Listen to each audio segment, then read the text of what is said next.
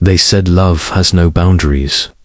But what happens when it shatters morality itself, ripping through the fabric of family, law, and bloodlines? Tonight, I'm about to tell you a story you were never supposed to hear. A story whispered in courtrooms, covered in sensational headlines, and buried under the shame of two lives forever chained by a crime that looked like love but reeked of something much darker. She was a woman, desperate, alone, seeking stability. He was a boy she adopted, a child she raised, groomed, and molded. Years later, she would marry him, her own adopted son. The world recoiled, the courts intervened, and yet beneath the tabloid hysteria lies something far more sinister, a case that questions how much of human behavior is choice, and how much is conditioning. Imagine a quiet suburban town, a single woman, mid-30s, lonely but hopeful, deciding to build a family not through marriage, but through adoption. She walks into that orphanage with papers, with intention, with a void in her chest that only a child could fill. She finds him, a boy, vulnerable, small, needing safety. For him, she was supposed to be salvation. For her, he was supposed to be purpose. But fate, or perhaps something more twisted, had other plans. What began as a bond of survival slowly turned into dependency, obsession, and finally, something no society could accept. She crossed the line no mother or adoptive should ever cross. She not only destroyed her reputation, she shattered her very identity and his. The boy, now a man, confused between loyalty, desire, and manipulation, stood at her side in a courthouse as the truth was revealed. Was this love, or was this a long con of psychological control, a kind of grooming so insidious it masqueraded as destiny? That's what makes this case more than just a bizarre headline. It is not about romance, it's about power. It's about secrecy, and it's about how far human beings will go to rewrite the rules of morality to suit their hunger. Tonight, you and I are descending into a true crime mystery that isn't just forbidden, it's poisonous. This isn't just a scandal. This is the anatomy of corruption in the human heart. The first headlines screamed like warnings from another world. Mother Mary's adopted son. The public couldn't decide whether to laugh, rage, or vomit. But hidden beneath the shock was a question no one dared ask out loud. How does something like this even happen? When we strip away the sensationalism, what's left is a chain of decisions, moments of vulnerability, and quiet manipulations that build a prison of the mind long before the law arrives.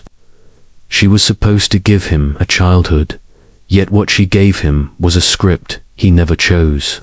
Think about the architecture of family, its rituals, its codes, its sacred lines. Those boundaries are not merely social, they are psychological anchors.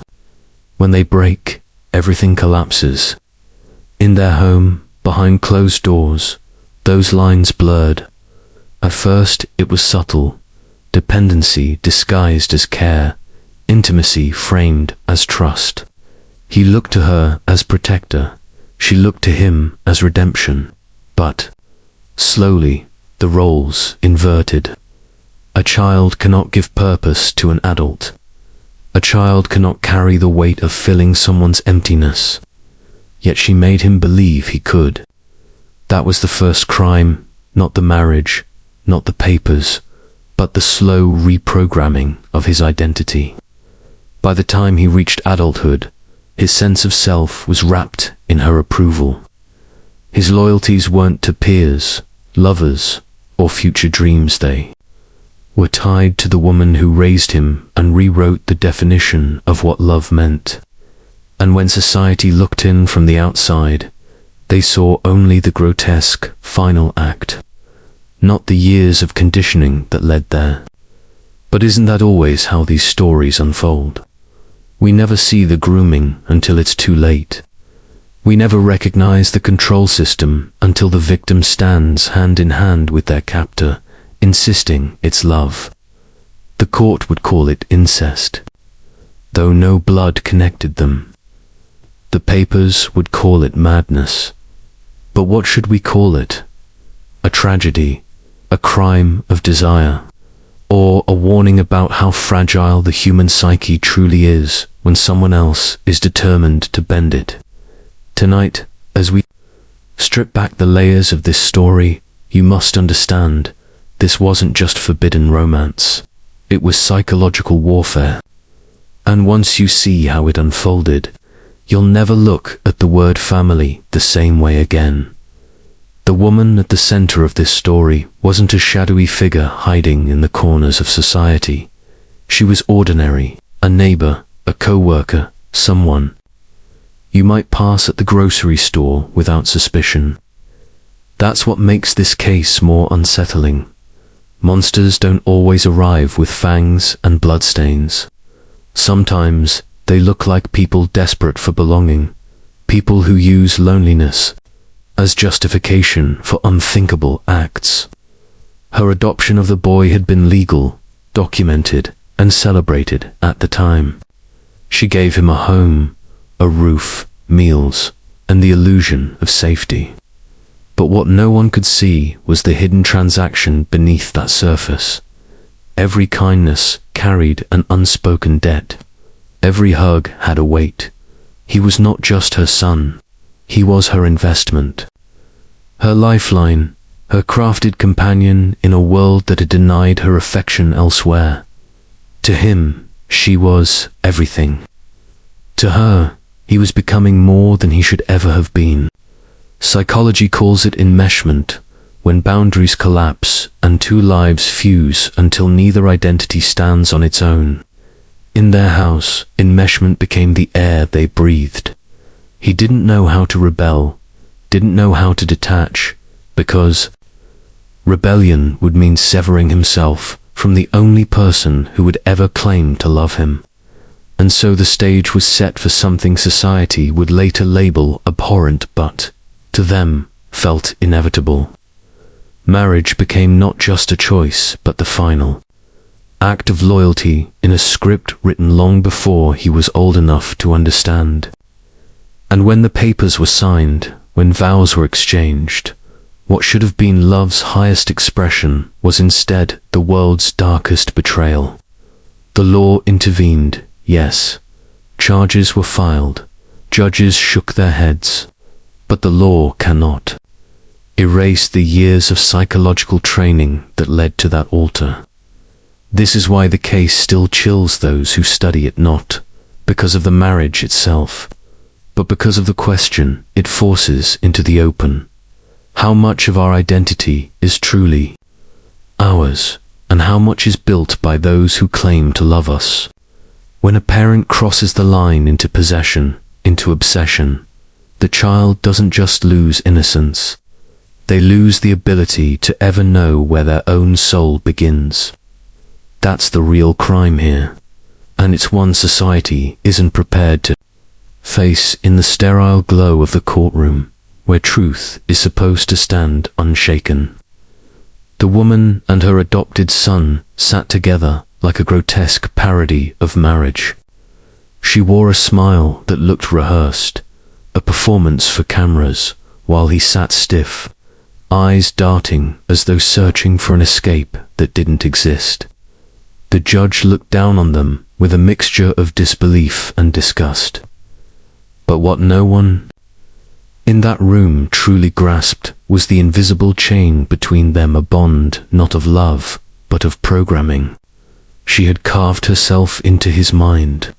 To the outside world, he was complicit, standing there by choice. But choice is an illusion when your entire definition of love, loyalty, and identity has been rewritten by the very person who raised you. She was both mother and lover, guardian and captor.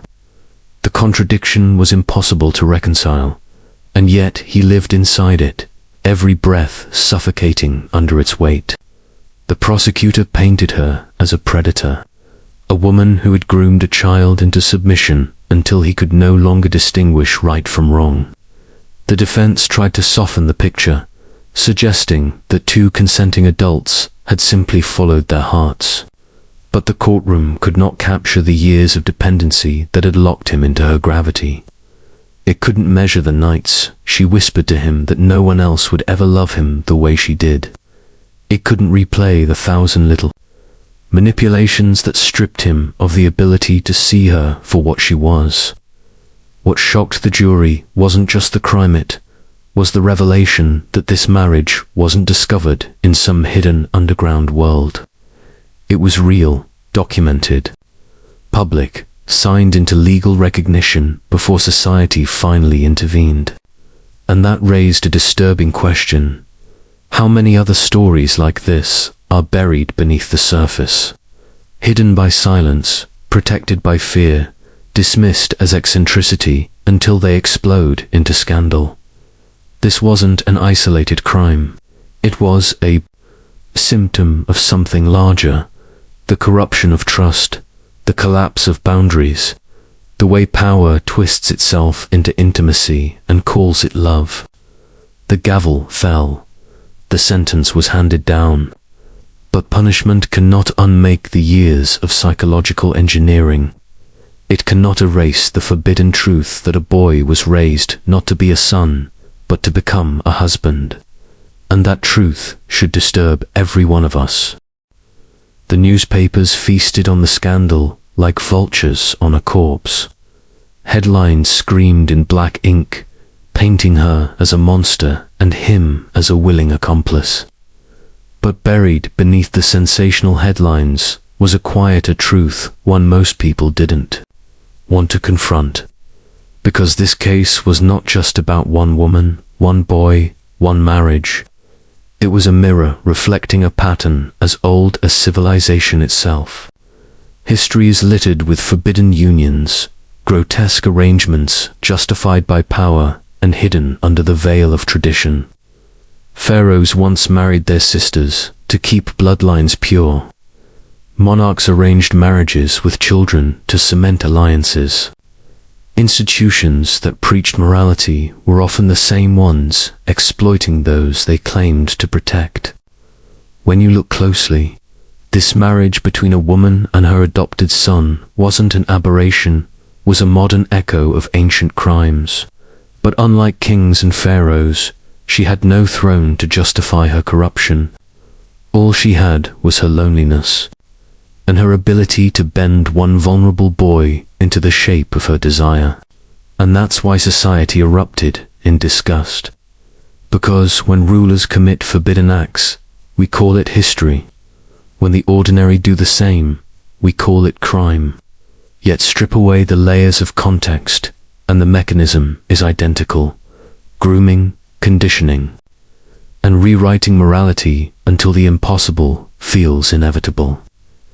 In their small house, with its curtains drawn and its secrets kept, she recreated the oldest form of controller private dynasty where she was both queen and priest, rewriting the law of love to suit her hunger. And the boy, raised inside this twisted kingdom, never had a chance to resist. By the time the world judged him, his fate had already been sealed. But here is the forbidden thought. How many of us live inside similar cages without even realizing it?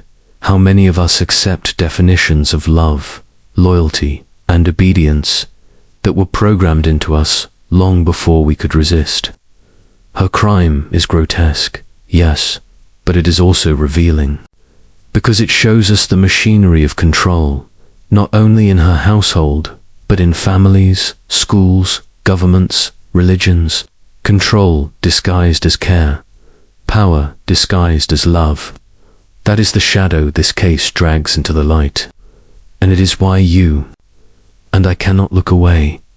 If you strip this case down to its marrow, what you find is not love, but control, psychological warfare disguised as affection. She didn't need chains or locks to keep him bound.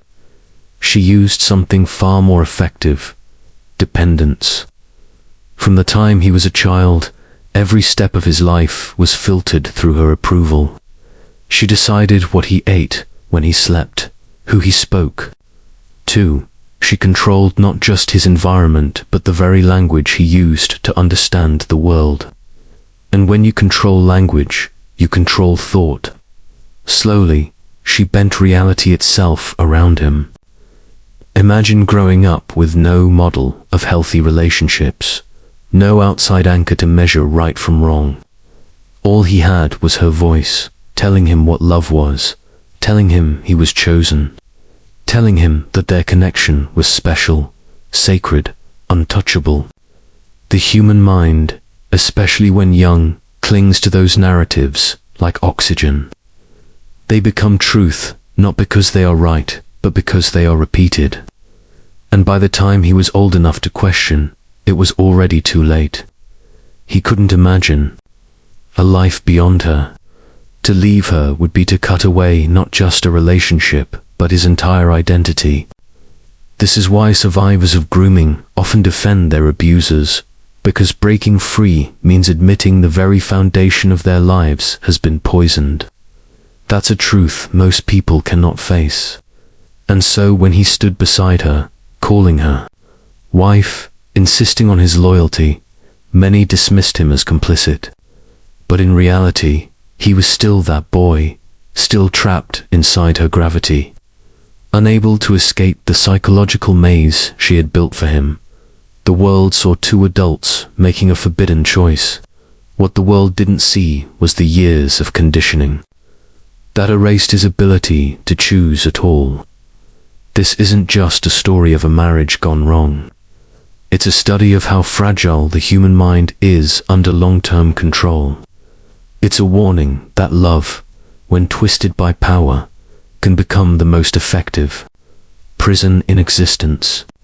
And once you see how easily one person can rewrite another's reality, you begin to wonder how much of your own reality was written for you. When the story broke, society reacted with predictable outrage. Commentators sneered, talk shows mocked, and religious leaders called it an abomination. But outrage is always a convenient mask. It allows people to feel righteous while avoiding the deeper question: how did the system fail to stop this? Adoption agencies are built on the premise of safeguarding children, of creating families where there were none. But in this case, the very institution designed to protect became the silent accomplice. Background checks were performed, documents were signed. Yet no one asked the most important question: what happens when loneliness mutates into obsession? The state created the bond, legalized it, and then turned away. Schools saw a boy isolated, too tethered to his mother, never developing the independence that adolescence requires. Neighbors whispered but stayed silent. Friends saw strangeness but dismissed it as eccentricity. Layer after layer of protection crumbled until all that was left was him and her. Locked in a private world no one dared penetrate. And when it all came to light, the institutions that failed him were the first to condemn. That's how corruption works, not only through active exploitation, but through passive silence. No one wanted to risk offending her. No one wanted to accuse without proof. But by the time proof appeared, it was too late. This isn't just a failure of one system, it's a failure of culture. Because we only intervene when the crime becomes visible, not when the symptoms first appear. And yet the symptoms were there. The boy's dependency, the woman's overbearing control, the whispers of impropriety that everyone brushed aside. Institutions love to boast about rules and codes, but rules mean nothing when no one has the courage to enforce them. In this way, the system raised him, as much as she did. It gave him no exit, no rescue, no model of what life could look like beyond her. And then it punished him when the forbidden union became undeniable. Think about that. He was betrayed not once, but twice. First by the woman who twisted his life, and second by the world that allowed it to happen. Outrage is easy. Accountability is not. And that's why this case is more than scandal. It is an indictment of a layer of society that looks the other way until it's too late. The courtroom became a theater of shadows, every word echoing with the weight of the unspeakable. Prosecutors painted her as a predator, a manipulator who had rewritten the laws of family for her own gratification. Defense attorneys argued she was a woman who had simply found love where society said she shouldn't. But the most haunting moments weren't the arguments, they were the testimonies. Experts in psychology took the stand, dissecting the invisible cage she had built. One described the boy's development as arrested, his emotional growth frozen at the point where dependency became his identity. Another explained the mechanics of grooming, how affection layered with isolation could rewire the brain until abuse was mistaken for devotion. The jurors shifted in their seats, disturbed not just by the details, but by the realization that the boy now, a man, didn't see himself as a victim. He sat beside her, hand in hers, insisting he had chosen this path.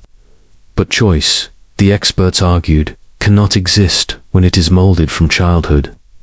Consent is meaningless when built on years of conditioning. The defense countered by saying the law did not forbid adults from marrying if no blood relation existed. They leaned on technicalities, pointing to loopholes, as though morality could be erased by paperwork. But the prosecution cut deeper. This wasn't about biology, it was about betrayal of trust. A parent, by law and nature, is bound to protect. To exploit that role is to commit a crime beyond statute. As the testimonies continued, the tension in the room thickened. This was more than a trial.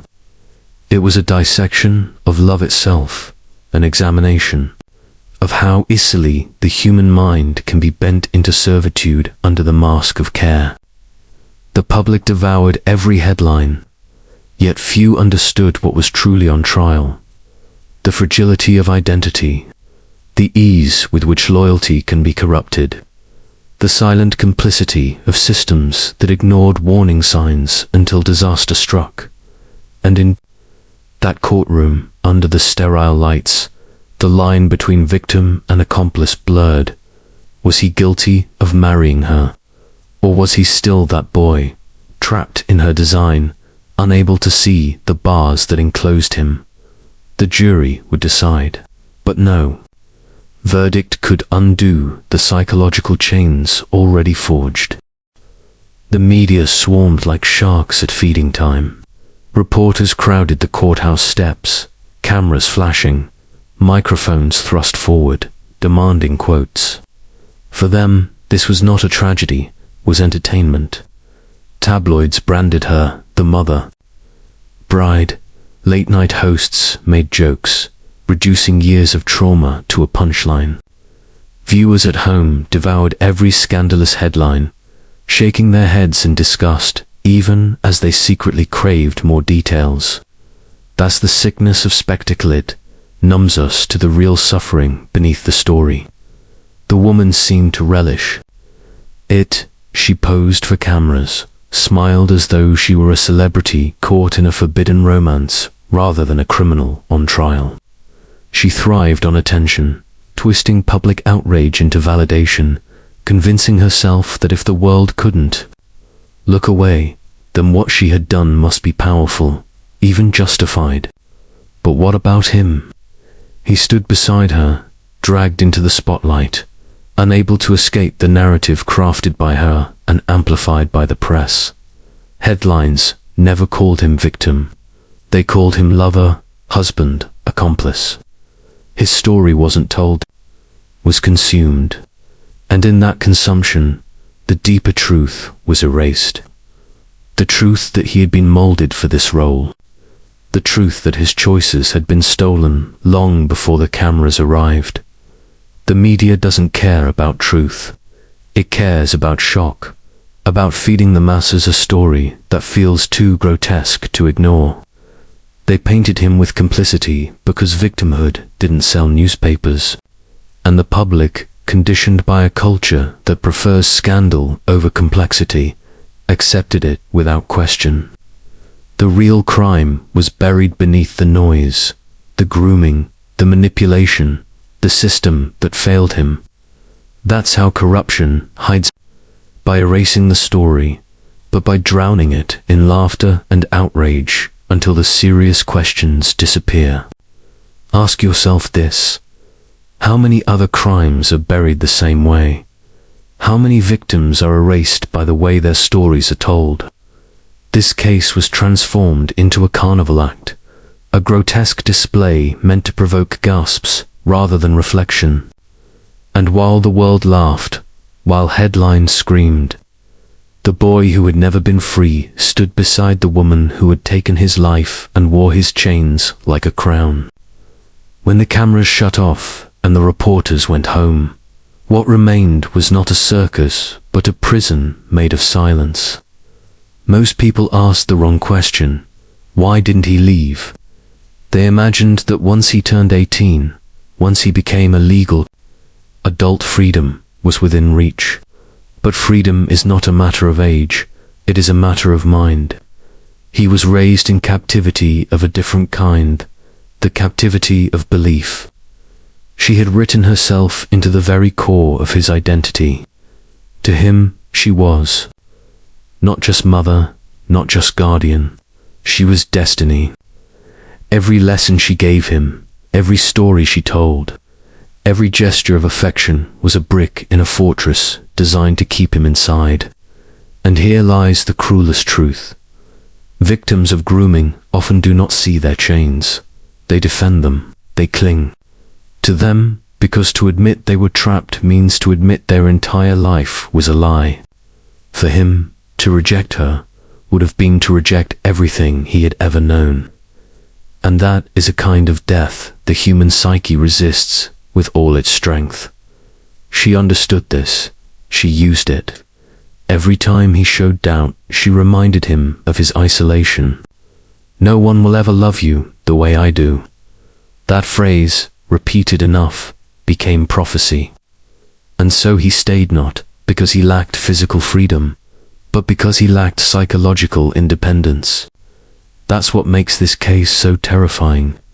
Chains can be broken, locks can be picked, but the mind, once conditioned, once rewritten, can trap a person more securely than any prison walls. He was not a husband by choice. He was a husband by design. She had groomed him into believing the unthinkable was inevitable. And the world, seeing only the marriage, judged him complicit. But those who looked closer understood. He was still a boy wearing a man's body, acting out a role he never auditioned for, bound by loyalties he did not choose. That's why escape was never an option, because to escape, he would first have to see himself as a victim, and she made sure he never could. To understand her crime, you must first understand her hunger. She was not born a predator. She was shaped by a lifetime of emptiness. Her past, when examined under the harsh light of inquiry, revealed a trail of fractures, broken relationships, failed attempts at intimacy, years of being overlooked. She wore loneliness like a second skin, and beneath it pulsed an obsession with never being abandoned again. Psychologists later dissected her history, pointing to patterns that stretched back decades. A childhood without stability, parents who withheld affection, romantic failures that left her bitter and isolated. By the time she adopted him, she was already primed to confuse possession with love. Adoption, for her, was not charity, was salvation. She wasn't building a family, she was building a lifeline. But instead of giving him freedom, she tightened her grip. Every laugh, every embrace, every moment of trust became fuel for her. Desperation. She began to see him not as a child, but as an extension of herself, the one person who could never leave because she had written the law of his world. That's where the corruption begins, not in the wedding vows, but in the small moments where her need for control overtook her duty to protect. She blurred the lines because she couldn't bear the thought of boundaries. In her mind, boundaries meant separation, and separation meant abandonment, and so she erased them. By the time the boy became a man, she had already convinced herself that their bond was not only acceptable, but destined. To her, love was not about his freedom, it was about her survival. This is what makes her so dangerous. Predators who act from cruelty are predictable, but predators who act from need are relentless. She was not seeking conquests, she was seeking permanence. And she was willing to corrupt every definition of family, morality, and law to secure it. And here lies the forbidden truth. She did not see herself as evil. She saw herself as chosen, as misunderstood, as a victim of a society too blind to recognize a higher love. That's why punishment never broke her. Because you cannot break someone who believes their crime is their destiny. For him, the corruption was not sudden, it was gradual, like poison slipped into water, drop by drop, until it tasted normal. As a boy, he trusted her implicitly. Trust was survival. When she said he was special, he believed it. When she said their bond was unique, he absorbed it. And when she whispered that no one else would ever love him the way she did, it fused into his identity like scar tissue. By the time he reached adulthood, her voice had become the architecture of his mind. He didn't just hear her, he thought, with her words. This is the cruelest form of abuse, when the abuser no longer has to be present for the victim to enforce the rules. He carried her inside him, even when she wasn't in the room. And so his unraveling was invisible. Outwardly, he looked like any young man, but beneath the surface, the fractures grew. He struggled to connect with peers, incapable of trusting friendships or romances. Every attempt at independence triggered guilt, because independence felt like betrayal. And betrayal meant losing her, the only anchor he had ever known. The psychologists who studied him after the scandal described his mind as captured. He was not delusional. He was not unaware of the world. He simply could not separate his own desires from hers. When she wanted something, he wanted it too, not because he truly did, but because the boundary between their identities had been erased. This is why he stood by her in court, why he defended her in public, why he agreed to the marriage. It wasn't love, it wasn't lust, it was survival. To defy her would have been to tear his own soul apart. But survival at that cost leaves scars. Even as he defended her, fragments of himself broke away. Nights alone, he wrestled with unspoken questions. Why did their love feel so heavy, so suffocating, so wrong? Why did his heart race with unease when she touched him? Why did guilt gnaw at him when he imagined leaving? These questions never escaped his lips, but they haunted him. And this is the tragedy of his unraveling. He knew, somewhere deep inside, that something was corrupted, but he could never name it. And if you cannot name your prison, you can never escape it. When society looked at him, it did not see a victim. It saw a man who had crossed the ultimate line. The headlines didn't say boy groomed by mother figure. They screamed lover, husband, accomplice. Strangers spat judgment, with casual cruelty, as though ridicule were justice. But ridicule is its own kind of prison, one far more isolating than bars. Everywhere he turned, he was branded with her crime. To employers, he was untrustworthy. To peers, he was grotesque. To neighbors, he was a living scandal. And so, with the world against him, where could he turn? Back to her. The very woman who had orchestrated his downfall became the only refuge left. That's how corruption multiplies, not only through the manipulator's power, but through society's. Blind cruelty. By mocking him, by condemning him without understanding, the world drove him deeper into her grip. She knew it too. She watched the ridicule with satisfaction, twisting it into proof of their specialness. "See," she whispered, "they don't understand us.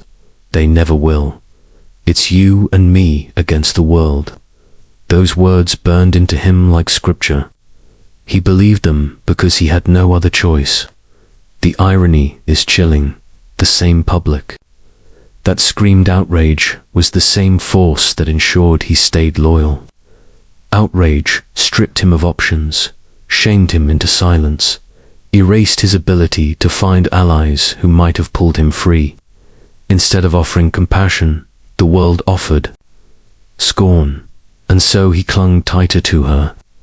This is why many victims never escape, because escape requires somewhere to go, someone to trust, a world willing to understand. He had none of that. All he had was her and the chains she forged from both love and shame. To the public, this was justice, proof that society had boundaries. But in reality, it was complicity. They laughed at him, they pointed fingers, and in doing so, they became part of the very machinery that kept him enslaved. Think about that. Outrage became another form of grooming. And he, already fractured, already lost, became even more dependent on the one person who had destroyed him. That's the darkest part of this story.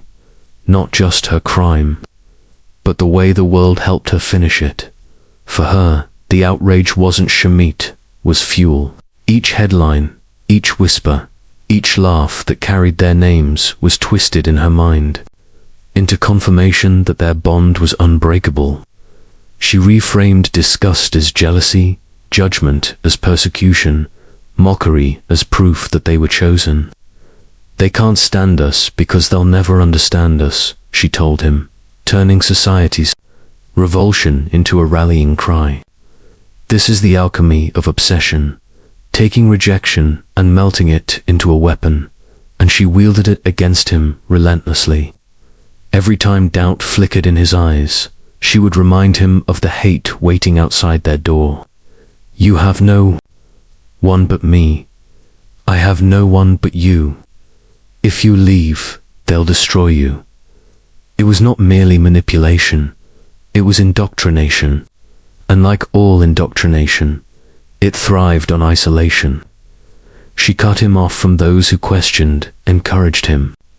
To see friends as enemies, convinced him that therapists and social workers were spies trying to tear them apart. In her world, loyalty to her wasn't just love, it was survival. And as society ridiculed them, her grip only tightened. This is what many fail to grasp about obsession. It doesn't weaken under pressure. It calcifies.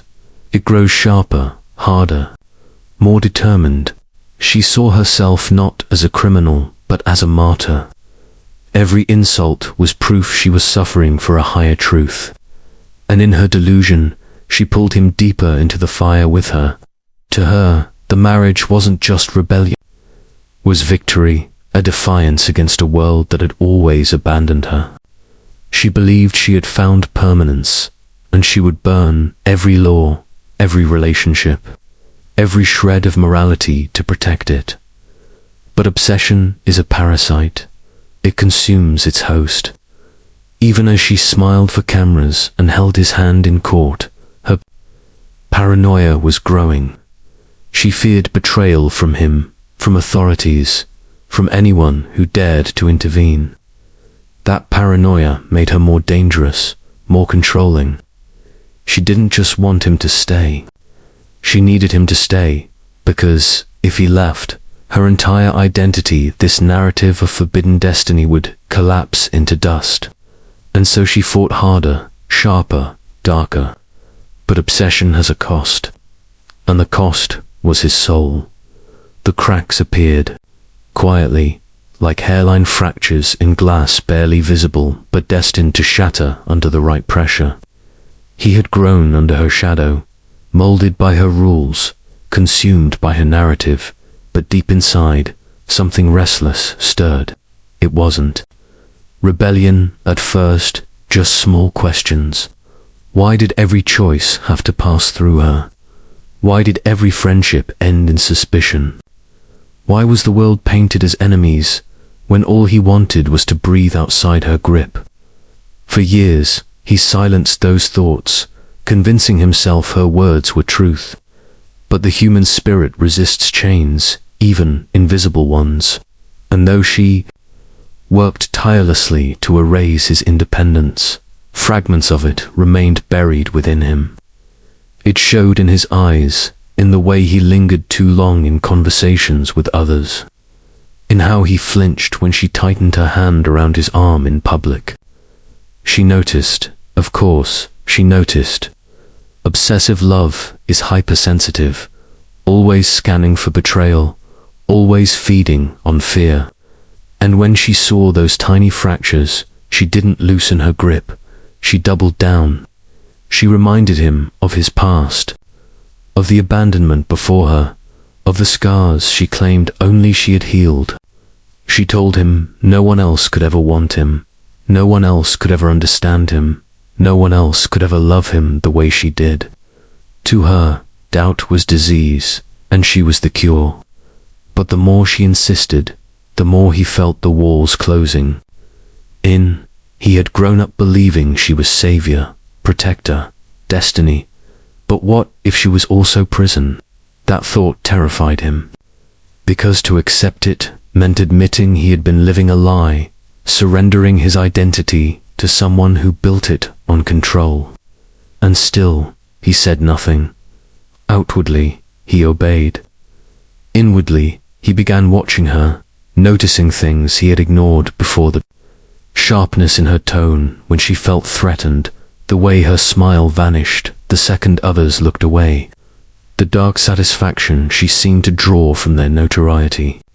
He started to wonder if her love wasn't love at all, but hunger. Hunger for power, hunger for him. And as that thought grew, so too did his silence. He learned not to challenge, not to confront, but to wait, quietly, patiently, for an opening. Because sometimes the smallest fracture is all it takes to bring down the strongest facade. And his silence was becoming the sharpest weapon she never saw coming. It began with small acts of defiance, almost invisible to her eye, but monumental within him. He would leave the house without telling her, wander the streets longer than he claimed, speak with strangers just to feel the thrill of a voice not filtered through her approval. He hid these moments, clinging to them like stolen oxygen. To her, he still appeared obedient, loyal, unshaken. But beneath that calm mask, he was learning something dangerous, how to exist without her. And in obsession, nothing is more threatening than independence. The first time she sensed it, her rage was silent, almost elegant. She didn't scream, she didn't strike. Instead, she drew closer, wrapping her arms around him with suffocating devotion. She whispered reminders of his place, his duty, there. Special bond, it was control masquerading as affection, chains disguised as love. But even her touch began to feel different, no unsoothing, now suffocating. He began to see what others whispered in shadows, that their union was not love, but a distortion, a corruption of something sacred, twisted into obsession, and the weight of it started pressing down on him like stone. His nights became restless, haunted by visions of escape. Sometimes he dreamed of simply walking away, vanishing into the world beyond her grasp. Other nights, the dreams turned darker visions of her preventing him, her voice echoing, her hands pulling him back, her presence blotting out every path forward, and always he awoke drenched in sweat, heart pounding, terrified of both possibilities. Leaving her and staying. For men shaped in captivity, freedom feels both intoxicating and lethal. He began to journal in secret, scribbling words he dared not speak, pages filled with contradictions, anger, guilt, longing, hatred, fear. If she ever found them, she would know.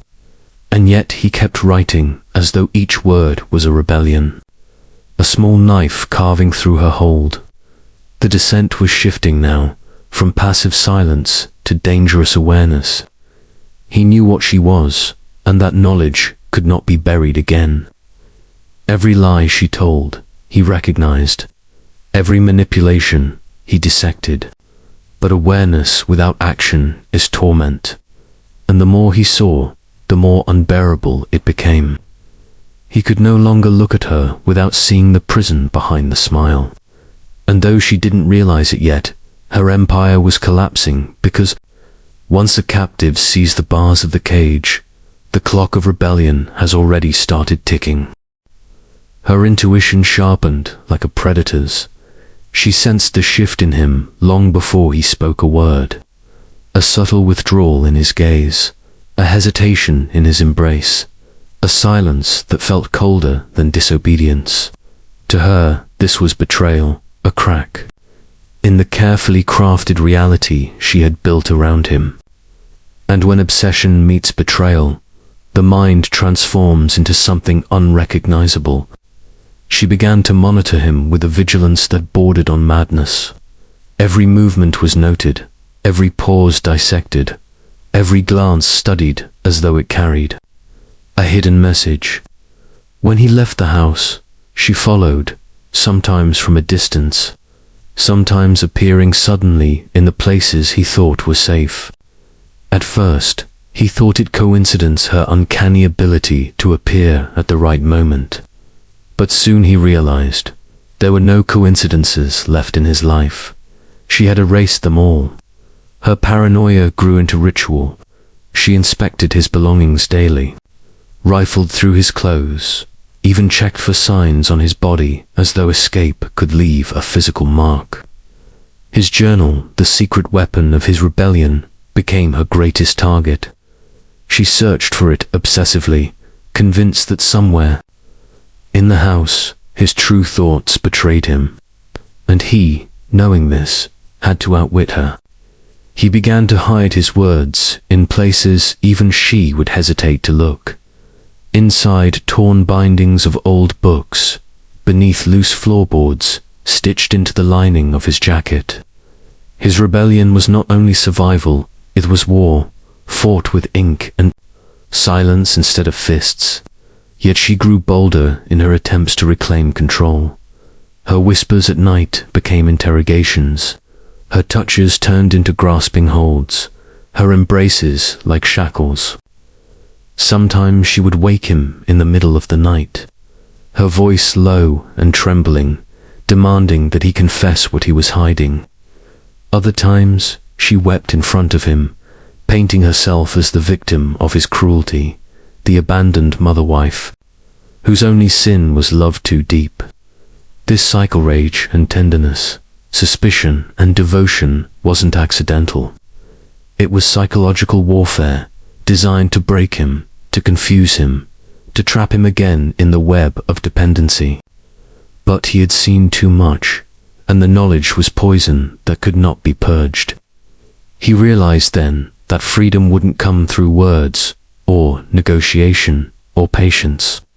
It would come only through rupture. Something had to break, her, him, or both. The descent was no longer slow. It was accelerating, and the abyss was calling. He began to count the days in silence, marking them not on paper, too dangerous, but in the rhythm of his own breath. Each morning, when she believed him pliant and subdued, he rehearsed his escape. In the quiet theatre of his mind, he studied the locks on the doors, the sound of her footsteps, the hours when her vigilance waned. He learned her patterns the way a prisoner learns the habits of a jailer. And yet, the danger wasn't only the walls of the house, it was her. She had woven herself into every strand of his life so tightly that separation itself felt like tearing skin from flesh. She spoke of their union as divine, untouchable, beyond the reach of law or morality. "We were chosen," she whispered, "bound by something no court, no priest, no man can undo." But he had begun to see that this wasn't destiny, was design. She had shaped him to be her mirror, her creation, her captive lover. And now he wanted to shatter that mirror into 1,000 shards. One night, he tested the boundaries. He stayed out longer than she permitted, walking the streets with a restless energy, feeling for the first time the air of freedom on his skin. When he returned, he found her waiting, seated in the dark. She said nothing at first, but the silence was worse than screaming. When she finally spoke, her voice was flat, almost calm. "You think you can leave me," she said, "but you don't understand. There is no you without me." That night he couldn't sleep. The walls seemed to close in, her words echoing in the blackness of the room like an incantation. He realized then that escape wasn't just physical, it was psychological. She had planted herself inside him like a shadow he could never outrun. And so he devised a plan not just to flee, but to erase her hold. He started small, claiming pieces of himself she had taken. He laughed at her in his mind. He imagined a life beyond her. He wrote secret letters to no one, to a future self who would read them in freedom. Each act was rebellion, a strike against her empire of control. But the danger was growing. She was watching him closer than ever, her paranoia now sharpened. By his subtle defiance, he knew she suspected. He knew the time was running out, and he knew that when the rupture came, it would be violent. It would either free him or destroy him. The night it happened was heavy with silence, the kind that presses on the skin like damp cloth, suffocating and still. He had prepared himself for weeks, rehearsing every step in his head like a soldier before battle, but nothing could prepare him for the moment she turned, her face illuminated only by the faint glow of a lamp, her eyes glinting with a recognition that chilled him to the bone. She knew, she had always known. "You're trying to leave me," she said, her voice not raised, not frantic, but carved in stone. It was the calm before the earthquake, and he felt his body stiffen, his breath caught in his throat. He denied it, of course, stammering excuses about needing space, about suffocation, but she cut him off with a laugh that wasn't a laugh at all, it was a knife. "You think they'll take you back? You think the world will understand what we are? No. Out there, you are a monster. Here, you are mine." She closed the distance between them in seconds, her hands gripping his face with a force that left bruises blooming under her fingers. He wanted to scream, to push her away, but he froze, the years of conditioning holding him like chains. And then something broke. He shoved her, hard, sending her sprawling across the floor. For a heartbeat, he thought it was over, that she would crumble, retreat, and he would finally be free. But she rose, slowly, deliberately, her smile wide, terrible, and full of menace. "If you leave me," she whispered, "I will make sure. The world knows what we've done. I'll tell them everything. You'll be nothing but a freak in their eyes. They'll lock you away. They'll destroy you. The room pulsed with danger, every object suddenly a weapon, every word a threat. He realized then that he wasn't fighting for freedom alone. He was fighting for his very existence, for his right to be more than her creation. She lunged at him, nails clawing, teeth bared in a feral rage. The struggle was desperate, primal. Two forces locked in a war that could not end without blood. And in that chaos, with her breath hot against his ear, he understood something horrifying. Escape would not come clean. There would be no quiet departure. To sever her hold, he would have to destroy her or be destroyed. The neighbors would later say they heard nothing, not even a raised voice, but within those walls the air was vibrating with violence. He had her pinned, her breath ragged, her eyes blazing with something unhuman. She was laughing again, even as his hands shook, even as he pressed her wrists to the floor to keep her from striking him. "Do it," she hissed, her teeth catching. The dim light, her words both a dare and a command. "Kill me. It won't matter. You'll never be free. You are me, my creation, my son, my husband, my curse." He stared at her, trembling, torn between the boy who had once trusted her and the man who now saw the monstrous truth in every gesture, every word. She twisted, faster than he expected, sinking her nails into his flesh, raking deep enough to draw blood. He cried out, the sound swallowed by the silence outside. Something inside him snapped. His hand found the heavy candlestick on the table, his grip tightening as though it had always been meant for this moment.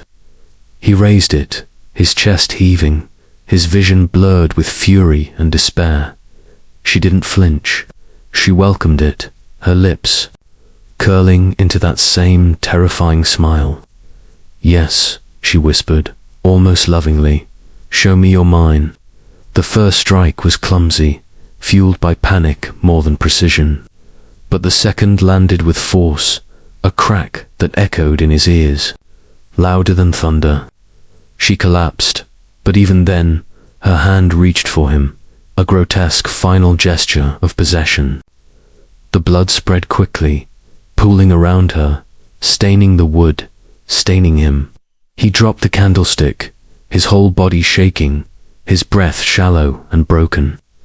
She lay still now, the room finally silent, but her words clung to him like a curse. He stumbled back, pressing himself against the wall, his hands trembling, his mind racing. He had done it. He had severed the chain, but the weight of it had only grown heavier. The silence mocked him, reminding him that the outside world still waited, that her threat still lingered in the air. She had warned him, if she died, the story would consume him. He wasn't free. He had only stepped deeper into her design, into the shadow of a secret too dark to ever escape. The body lay on the floor, but he couldn't bring himself to touch it. He kept waiting for her to move, to rise again with that mocking smile, to prove that death itself couldn't silence her. Minutes dragged into hours, and the house became a coffin of whispers. Every tick of the clock was louder than his heartbeat. Every creak of the wood seemed like her voice crawling back into the air. When he finally forced himself to kneel beside her, he was shaking so violently he could barely keep his balance. Her skin was cold, her eyes half open, and even in death they seemed to accuse him. He wanted to close them, but couldn't bring himself to. It felt like, if he touched her again, he'd be dragged down into whatever darkness had consumed her. Long before this night, he thought about running, leaving the house, vanishing into some distant town, pretending he had never known her. But the chains of her words were still locked around his mind. She had told him again and again, no matter where he went, he would never escape. He would always be her creation, her crime, her legacy. And if he fled, people would come searching. They'd find out what she had done, what he had become, and the story would stain him forever. His hands trembled as he tried to clean the blood, scrubbing at the wood until his fingers ached, but the stains only spread, soaking deeper into the grain, as if the house itself had decided to keep her secret. He tried moving her, but her body was heavier than he remembered, and every time he shifted her weight, her head would loll to the side, her lifeless eyes fixed on him. He couldn't stand it. He covered her face with a cloth, but even then, he swore he could feel her gaze burning. Outside, the world was still calm. Children were laughing in the distance, neighbors preparing their dinners. Unaware of the horror concealed behind these walls, he envied them their normal lives, their ignorance. He wanted to scream out the truth, confess everything, but he knew what would happen if he did. The scandal would ignite, the whispers would spread, and he would no longer just be her son or her husband. He would become the monster they all condemned. He was trapped now, bound not just by what he had done, but by what she had made him. The real prison was not these walls, it was the secret itself. A secret that was already devouring him from the inside out. The cover-up began not with a plan, but with panic. His hands were shaking, his thoughts fractured, every instinct pulling him in different directions. He thought of fire, of burying, of running.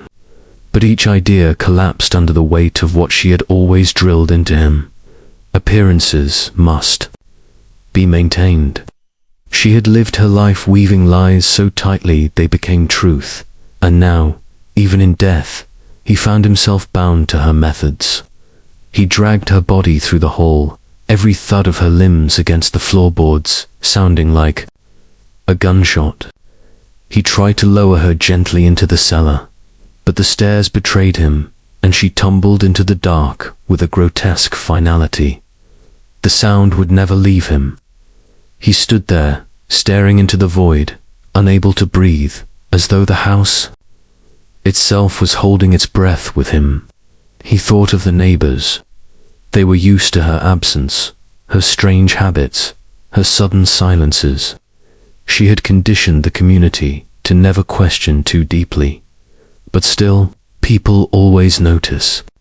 They might see the drawn curtains, the lack of her sharp voice on the porch, the silence from a house that had always radiated her presence like a toxic perfume.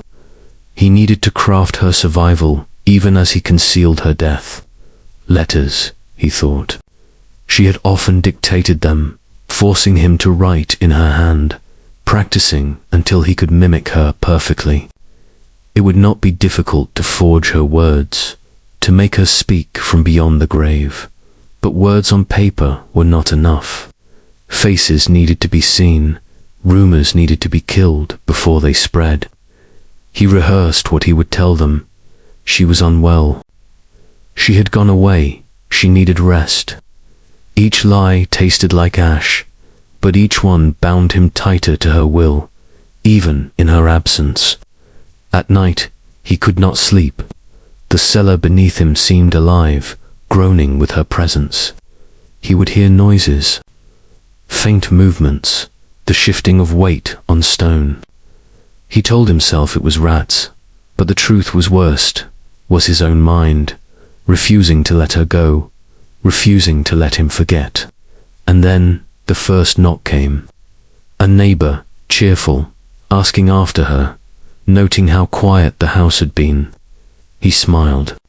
He lied, and when the door closed, he stood there, drenched in sweat, realizing that this was only the beginning. The secret wasn't buried. It was alive, gnawing its way toward exposure, and he would have to fight every day to keep it hidden.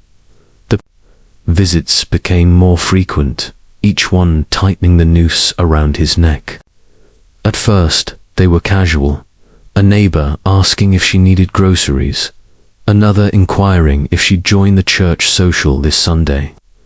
He brushed them away with rehearsed excuses, but the rehearsals began to fail him. His voice trembled, his eyes betrayed him, and people noticed. They always notice. In the small town, silence is louder than screams, and her silence had become deafening. The lie he had created that she was resting, that she was simply unwell required maintenance, and maintenance required energy he no longer had. Each morning, he forced himself to write another letter in her hand. He crafted complaints about her health, subtle grievances about the neighbors, enough venom to sound authentic. He mailed them to distant relatives, ensuring the illusion of her continued existence stretched beyond the town's borders. But even the letters were beginning to betray him. They lacked her cruelty, that venomous rhythm that dripped from her pen. He tried to mimic it, but instead of sounding sharp, the words became hollow, and hollow words breed suspicion. At night, his dreams were no refuge. She came to him in fragments, her eyes open and unblinking, her mouth whispering commands. He couldn't refuse. Do not let them know. He would wake soaked in sweat, his body trembling as though her hands still clutched him. Worse still, the cellar seemed to breathe. He would creak as though footsteps moved below, hear faint scratching that never ceased, a constant reminder that lies do not rest, they crawl. One evening, a knock rattled the door harder than before. A man from the church stood there, hat in hand, asking when she would return. His eyes lingered too long, probing, searching for cracks. The silence stretched between them like a blade. He lied again, but this time the lie trembled in the air, fragile, almost transparent. The man nodded politely, but as he turned, his eyes sharpened with doubt. It was then that he realized the truth. The town had shifted. They were no longer curious, they were suspicious. They were circling. He closed the door, locking it tight, pressing his back against the wood as if it could protect him. But he knew the truth. He was not protecting himself from them. He was protecting her secret, a secret that was no longer his to hold. And with every day that passed, the secret grew hungrier, threatening to consume him whole. The investigation didn't come with flashing lights or pounding fists. It came as whispers, drifting through the market, curling around the church pews, seeping into conversations spoken just loud enough for him to hear. It's been too long. Why hasn't she been seen? Letters don't prove a thing. The words slithered into his ears like poison, each one gnawing at the thin wall of lies he had built. At night, he sat by the cellar door, his ear pressed to the wood, convinced he could hear her breathing beneath, a slow, steady rhythm mocking him. Once, he swore he heard her voice, not the phantom echo of memory, but clear, deliberate, commanding. Let them in, let them see. He clutched his head, rocking, whispering back, no, no, no. The house itself turned against him. The floor groaned when no one walked across it. Shadows gathered in corners longer than the sun should allow, and mirrors seemed to hold her face where his should be. He began avoiding his reflection, afraid he would see her staring back. Still, the townsfolk pressed closer. A constable stopped him on the road, casual questions veiled with sharp intent. Haven't seen your wife lately? Everything all right at home? The smile he forced cracked at the edges. He spoke of illness again, of her fragility, but his words spilled out too quickly, tangled and desperate. The constable nodded, but suspicion had already routed itself.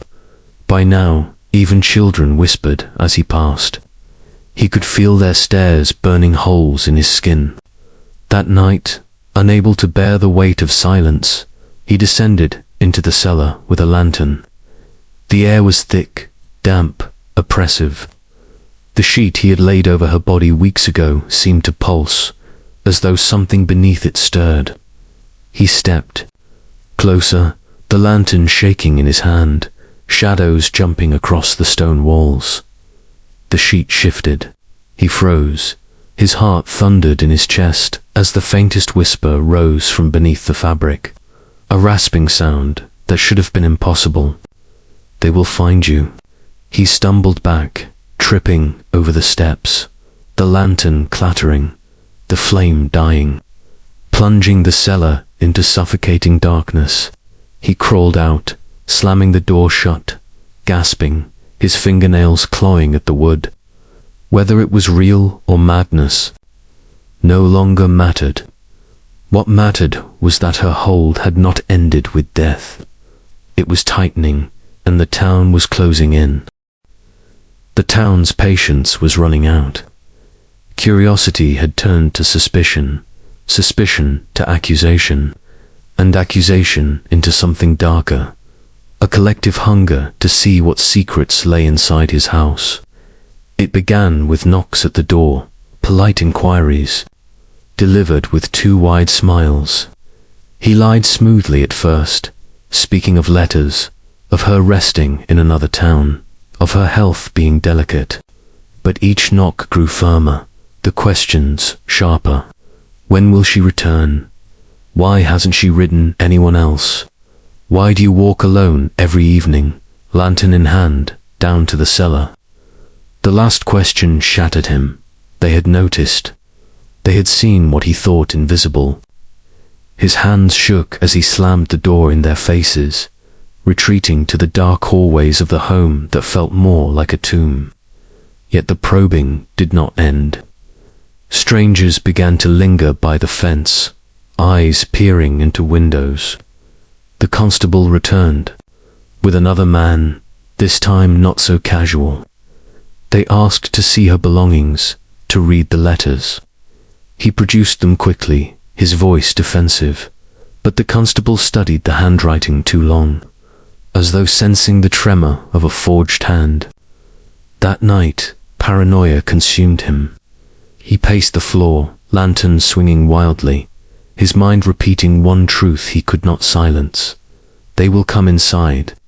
He could hear her in the cellar again, the whisper more urgent than ever, rising like a chorus only he could hear. Let them see. End this. You cannot bury what you are. His knees buckled, sweat soaking his shirt as he begged aloud. Stop. Stop speaking. But the whispers deepened, as though the earth itself was chanting her voice. And then footsteps outside. Torches, a gathering. The townsfolk had returned, not with questions this time, but with purpose. Their murmur rose like a tide. Open. The house. Show us the truth. The banging on the door shook the frame, dust spilling from the rafters. He pressed his back against the wood, nails digging into the surface, heart slamming like a trapped animal. Every instinct screamed to run, but run where? The cellar pulled at him, a terrible magnet drawing him down.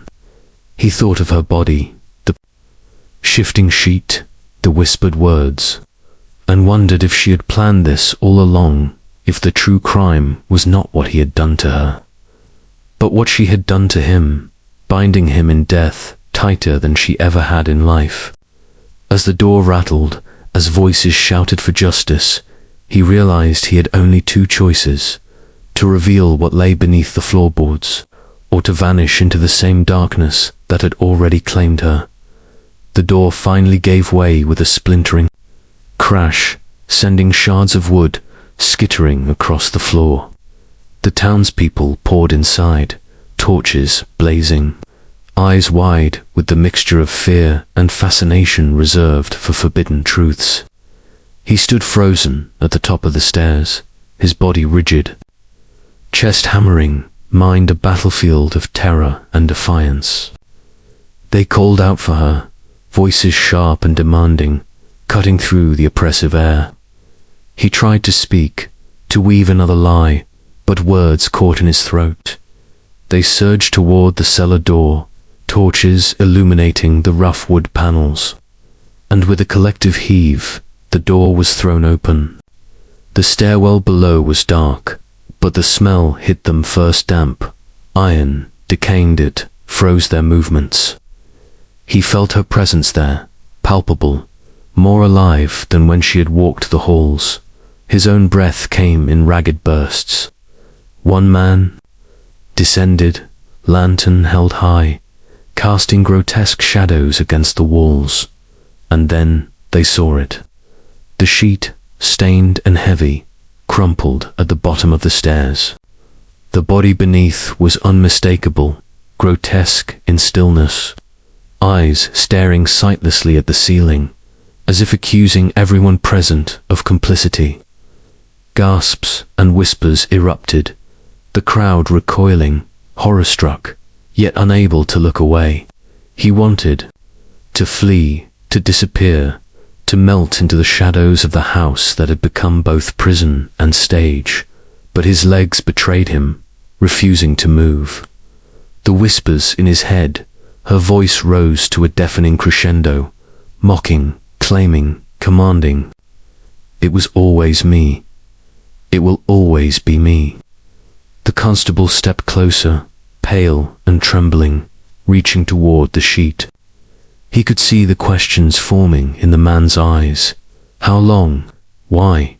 What madness had allowed this to happen? And he realized, with a cold clarity, that nothing would absolve him. He had become the embodiment of her crime, the final instrument of her obsession.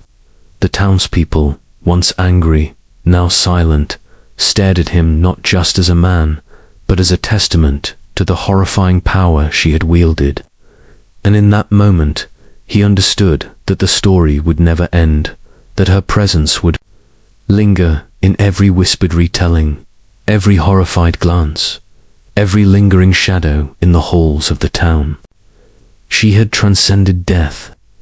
He had become her last loyal soldier, and the world would never forget the secret she had created, nor the price it demanded. The legal machinery churned slowly, deliberately, as though sensing the weight of the horror it was about to confront. Lawyers, investigators, and journalists descended on the house, each one trying to map the contours of a crime so unnatural it defied belief. They asked questions that scraped at the surface. Who knew?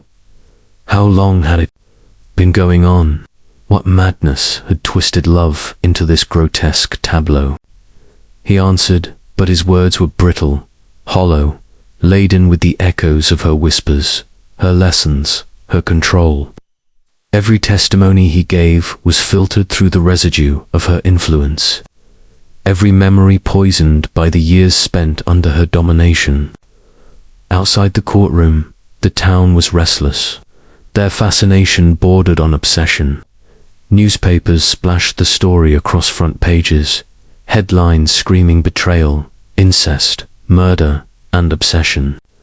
People whispered in taverns and markets, dissecting every detail, imagining themselves in his place, shivering at the thought of being so completely consumed.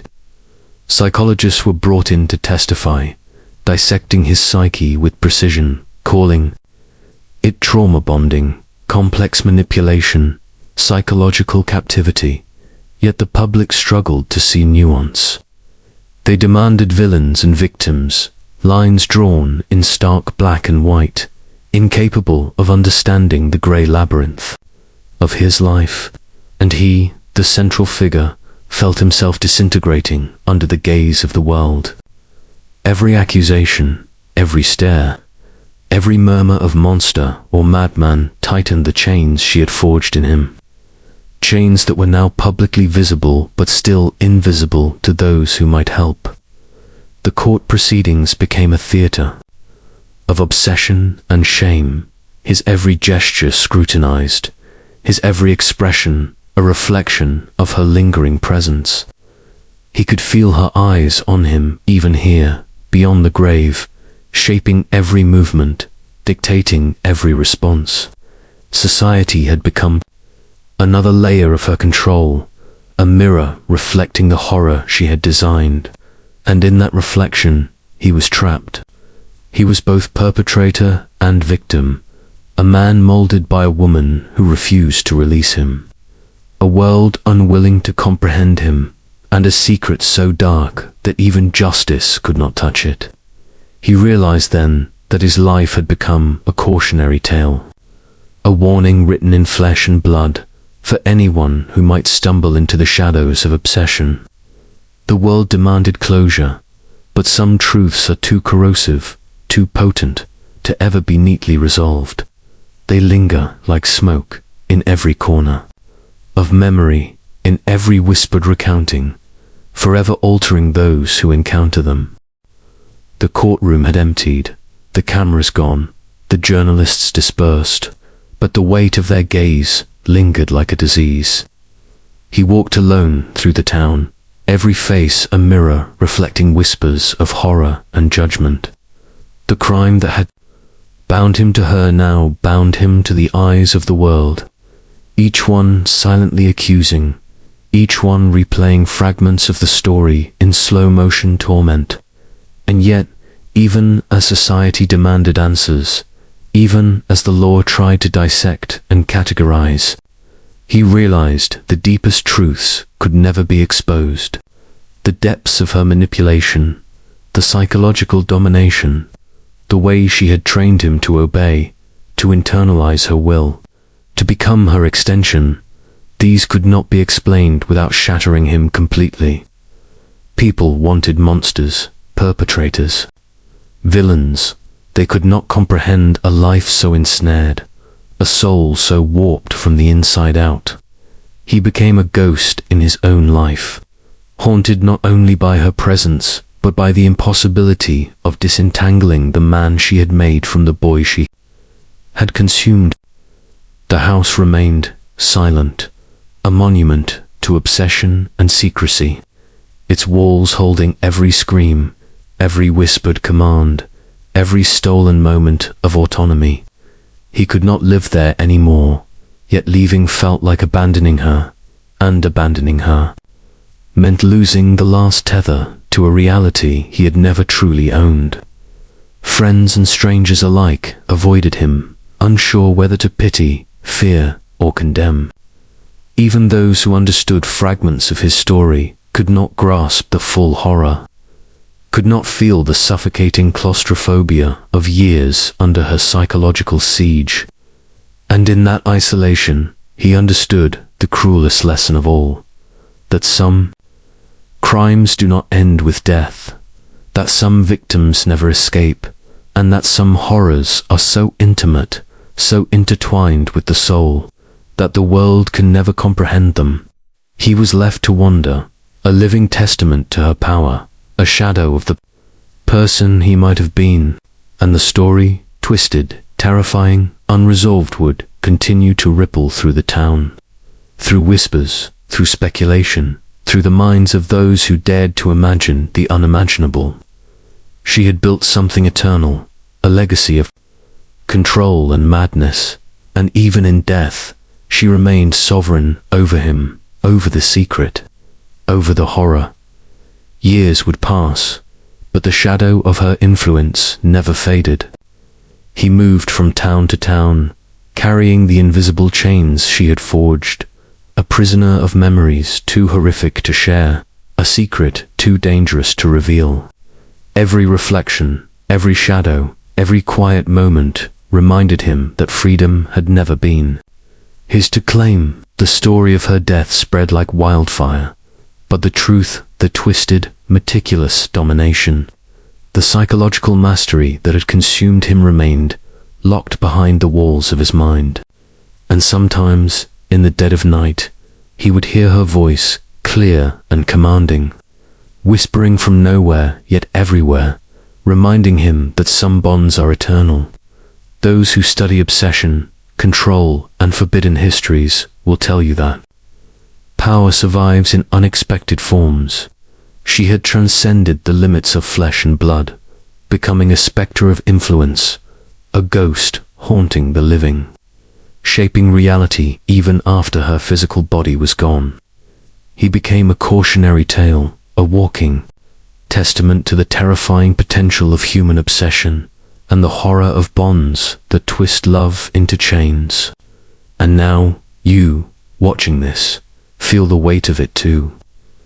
Her legacy is not just his. It is the knowledge that some truths are designed to unsettle, to change you forever once seen. She married her own adopted son, a crime that violated every instinct, every taboo, every moral compass. But the darkest part is not the act itself. It is what it reveals about control, obsession, and the unseen forces that can bind one life to another in permanent captivity. Remember this story, not as gossip or morbid curiosity, but as a lesson in vigilance, in awareness of the subtle manipulations that surround us. She has gone, yet she remains, and those who understand her story can sense the echoes of her dominion in their own lives. If you feel the chill of her influence even now, it is no mistake. This is knowledge forbidden, dangerous, transformative. And as you absorb it, remember some histories are meant to haunt, some truths to change you. Comment below with the phrase, "Shadows remember twice," to acknowledge you have seen the hidden, to mark that you understand the depth of control and secrecy that lurks beneath the surface of human relationships. Share this story, for knowledge this dark cannot remain silent. Like, subscribe, and carry the lesson forward. Some legacies, some horrors, demand to be remembered.